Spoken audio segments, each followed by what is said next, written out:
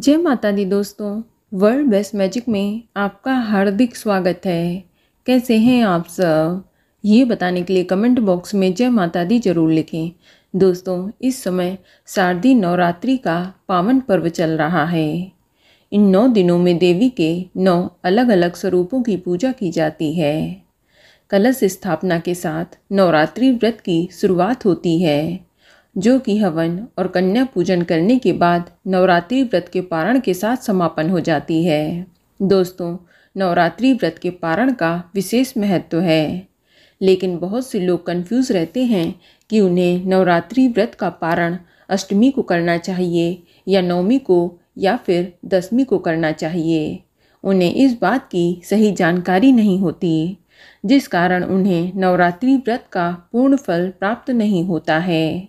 तो दोस्तों, इस वीडियो में मैं आपको यही बताऊंगी कि नवरात्रि व्रत का पारण किस दिन करना उत्तम होता है और व्रत पारण करने का शुभ मुहूर्त क्या है, और साथ ही आपको व्रत पारण की विधि भी बताऊंगी और ये भी बताऊंगी कि व्रत का पारण आपको क्या खाकर करना चाहिए।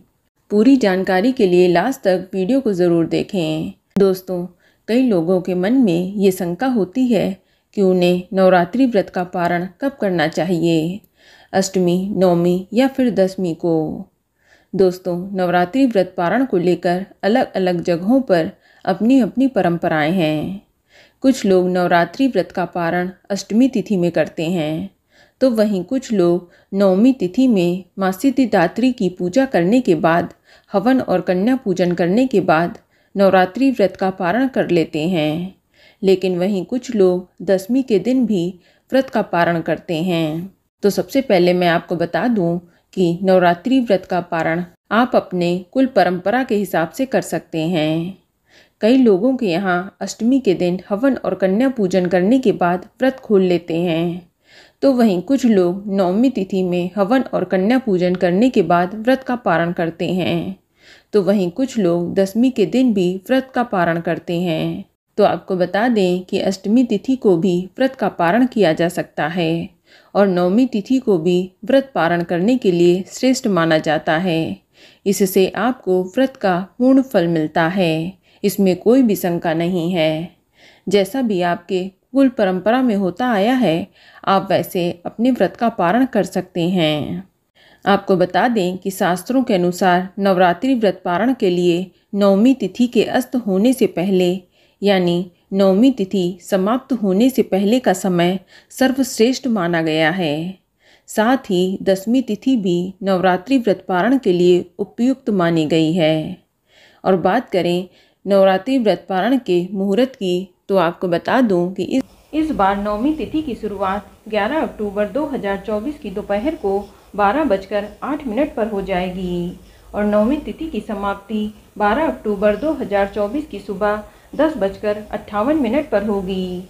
तो ऐसे में इस बार दुर्गा नवमी का पर्व 11 अक्टूबर 2024 दिन शुक्रवार को ही मनाया जाएगा। और बात करें नवरात्रि व्रत के पारण की, तो आपको बता दें कि नवरात्रि व्रत का पारण दशमी तिथि में करना चाहिए। तो ऐसे में इस बार नवरात्रि व्रत का पारण 12 अक्टूबर 2024 दिन शनिवार को किया जाएगा।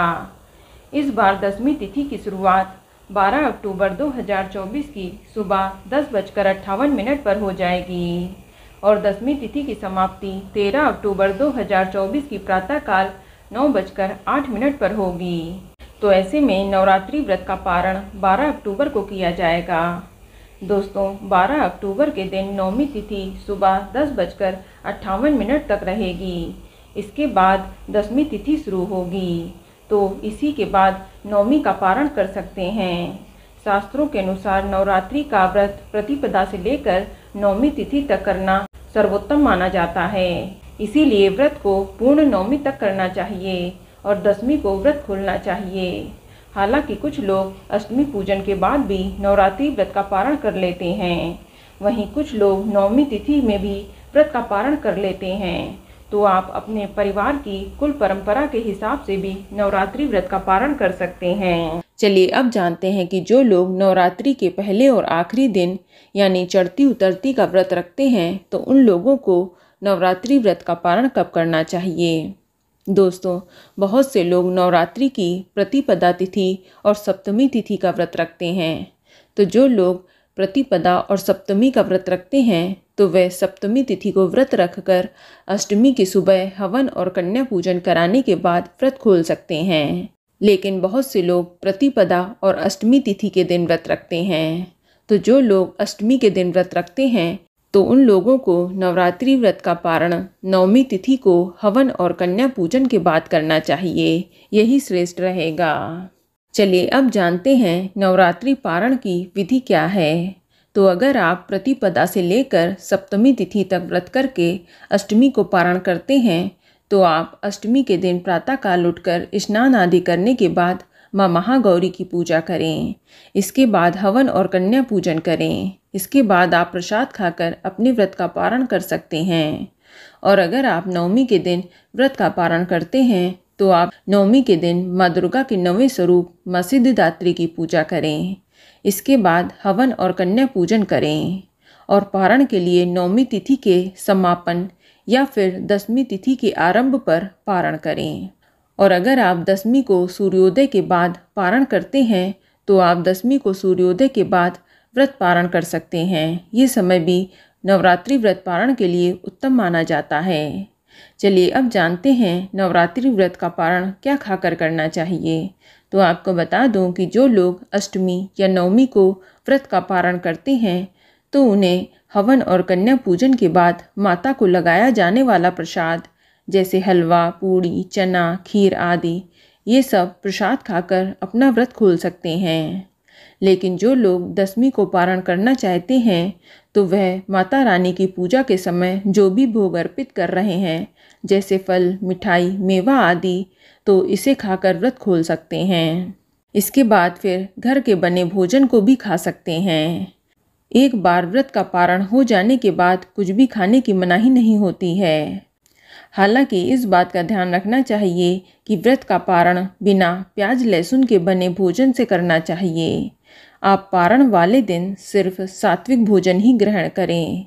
कहा जाता है कि व्रत के पारण के बिना आपको व्रत का पूर्ण फल प्राप्त नहीं होता है, इसीलिए पारण का विशेष महत्व होता है। तो बोलो माँ जगदम्बा की जय। तो दोस्तों, ये जानकारी आपको अच्छी लगी तो कमेंट में जय माता दी जरूर लिखें। और अगर आपका कोई सवाल है तो उसे कमेंट बॉक्स में अवश्य पूछ लें। और इस वीडियो को लाइक करें, शेयर करें और साथ ही साथ चैनल को सब्सक्राइब करें। धन्यवाद।